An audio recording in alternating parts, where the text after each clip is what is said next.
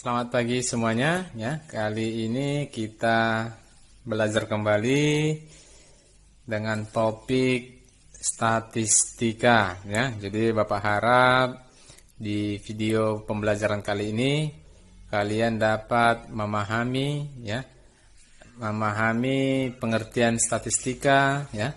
Baru pengertian data, menyusun data dan menyajikan data dengan diagram lambang atau piktogram. Oke. Jadi langsung saja ya, kita mulai pembelajaran kali ini. Yang pertama itu mengenai pengertian statistika dan data ya. Statistika adalah ilmu atau metode ilmiah yang mempelajari ya proses pengolahan data. Jadi yang utama di dalam statistika ini itu adalah data ya. Dengan melalui berbagai tahapan. Jadi inilah proses tahapan ya yang harus kita kerjakan dalam statistika, yaitu yang pertama mengumpulkan data, yang kedua menyusun data, yang ketiga menyajikan data, baru menganalisis data, baru menafsirkan data, dan yang terakhir adalah mengambil kesimpulan ya. Itulah tahapan-tahapan yang kita lakukan di dalam statistika. Contohnya apa? Contohnya itu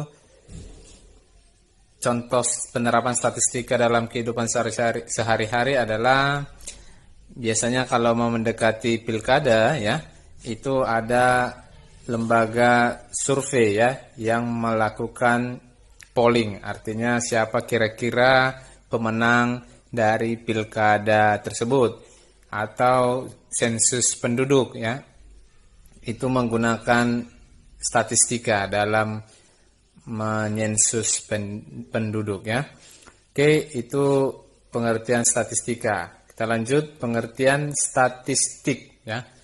Oke, statistika dan statistik memiliki pengertian yang berbeda ya. Kalau statistika tadi adalah ilmu atau metode ilmiah ya, yang tahapan-tahapannya sudah jelas, ini ada itu statistika. Sedangkan statistik adalah kumpulan datanya atau informasi yang disajikan dalam bentuk tabel ya, bisa disajikan dalam bentuk tabel, grafik ya, atau lain sebagainya yang menggambarkan suatu kejadian tertentu ya.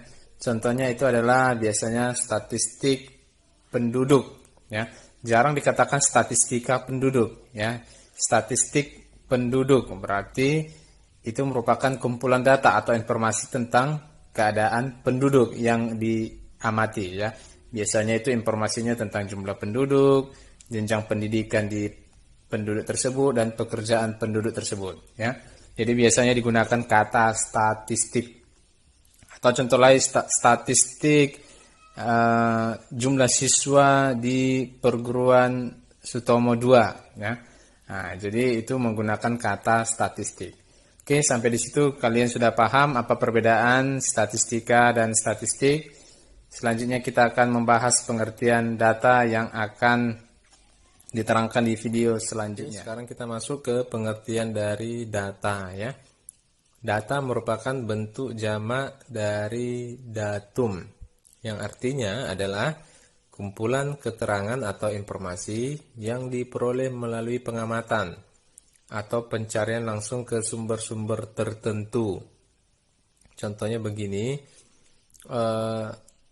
jika Bapak ingin mengetahui rata-rata tinggi badan kelas 76 ya, maka Bapak perlu datanya ya. Jadi Bapak akan mengukur tinggi badan setiap siswa yang ada di kelas 76. Oke.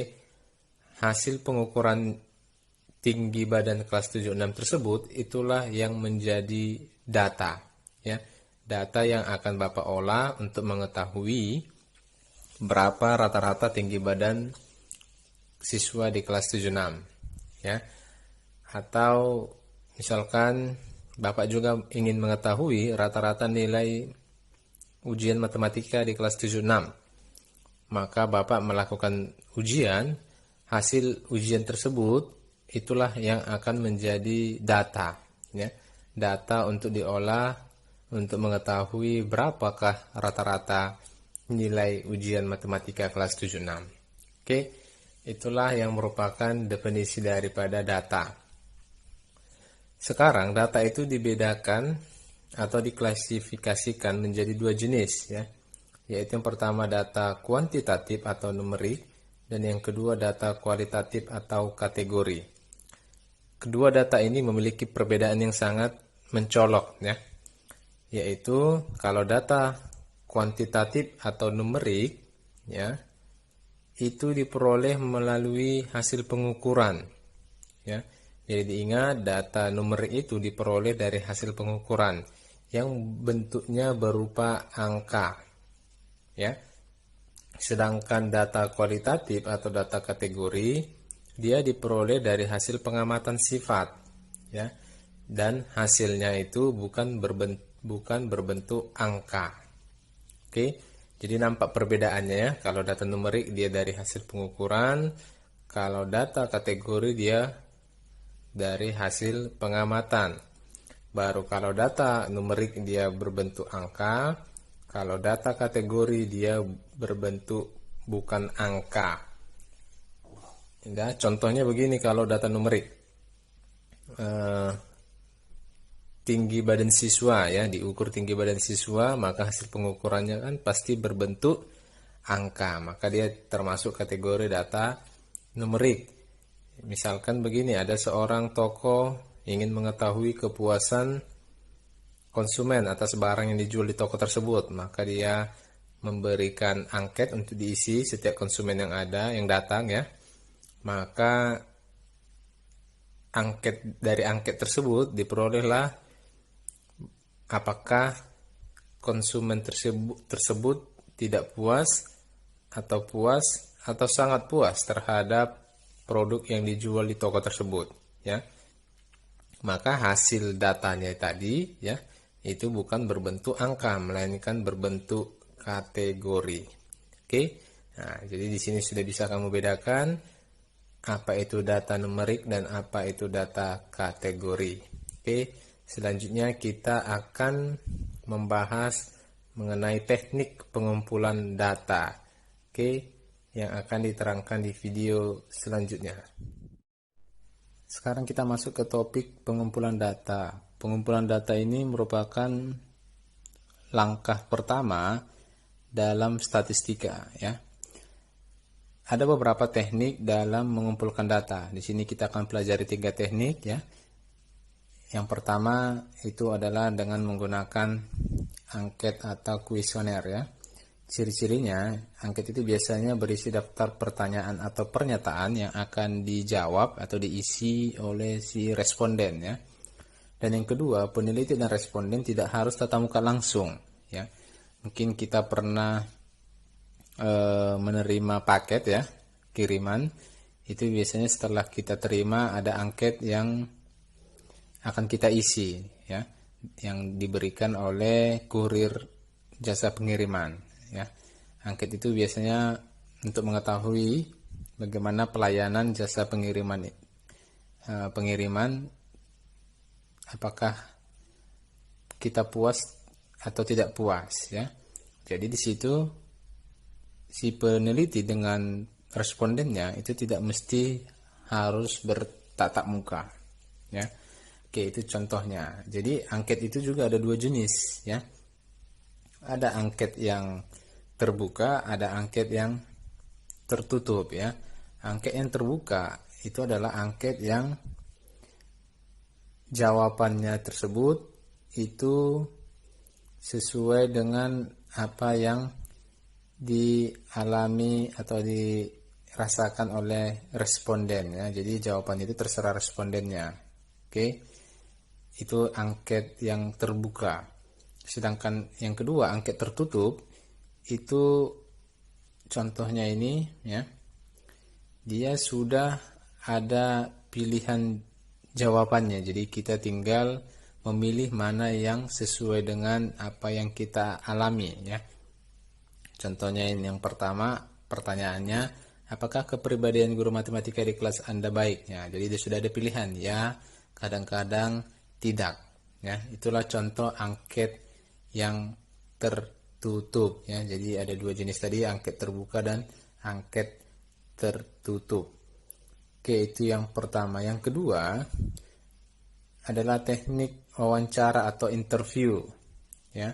Ciri-cirinya peneliti dan responden harus tatap muka langsung, ya. Yaitu harus tatap muka langsung. Yang kedua dilakukan dengan cara melakukan tanya jawab. Oke. Yang ketiga membutuhkan waktu yang cukup lama, ya. Kalau kita mau meneliti misalkan satu kelas, ya, untuk mengetahui tingkat kepuasan siswa terhadap gurunya, kalau kita tanya satu persatu kan pasti membutuhkan waktu yang lama, ya. Baru ciri-ciri yang keempat, pewawancara harus menyusun sejumlah pertanyaan yang akan diajukan, ya. Itulah ciri-ciri teknik pengumpulan data dengan wawancara atau interview. Yang ketiga itu adalah teknik observasi atau pengamatan, ya. Ciri-cirinya dilakukan dengan cara pengamatan langsung di lapangan. Peneliti membuat belangko pengamatan untuk diisi selama observasi. Observasi dilakukan biasanya berulang kali, ya.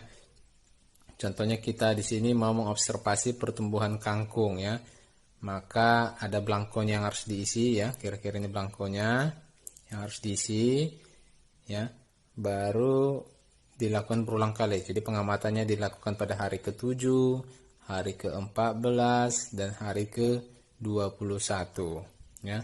Jadi kita mau lihat pertumbuhan kangkung itu pada hari ke-7 berapa, hari ke-14 berapa, pada hari ke-21 berapa.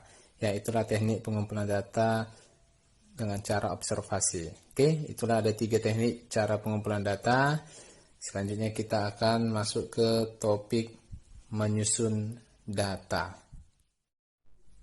Oke, setelah kita tadi melakukan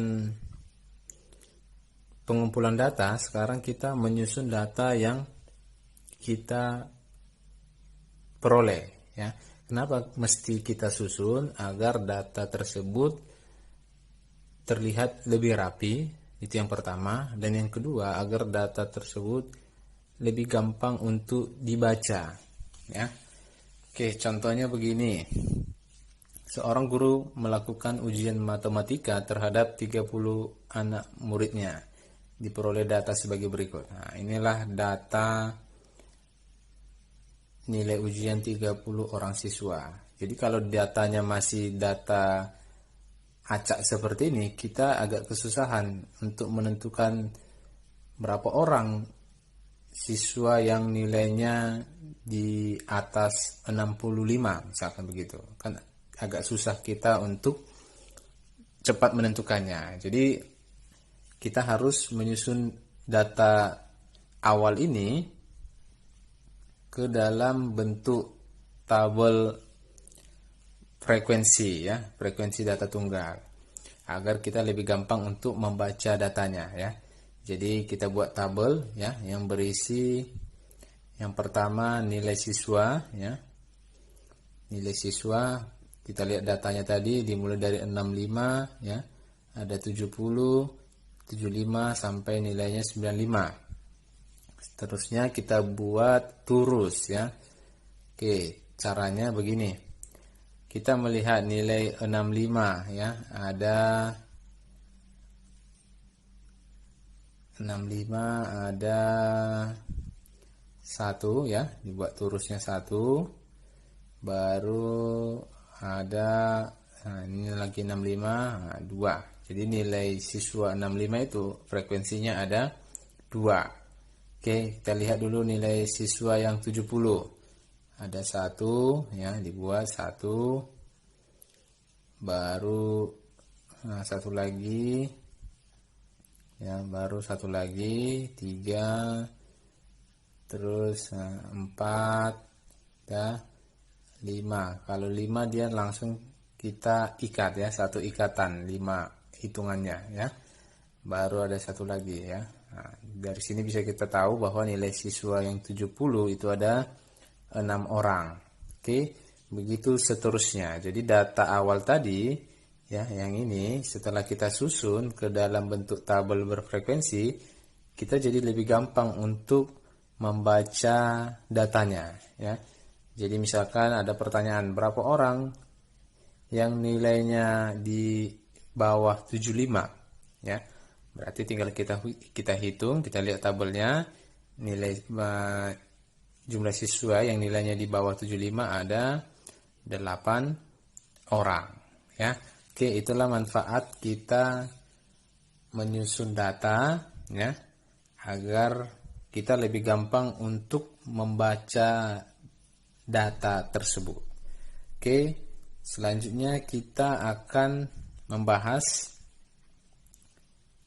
langkah yang ketiga di statistika, itu adalah menyajikan data menggunakan diagram. Oke, yang akan diterangkan di penjelasan selanjutnya. Sekarang kita masuk ke topik penyajian data menggunakan diagram, ya.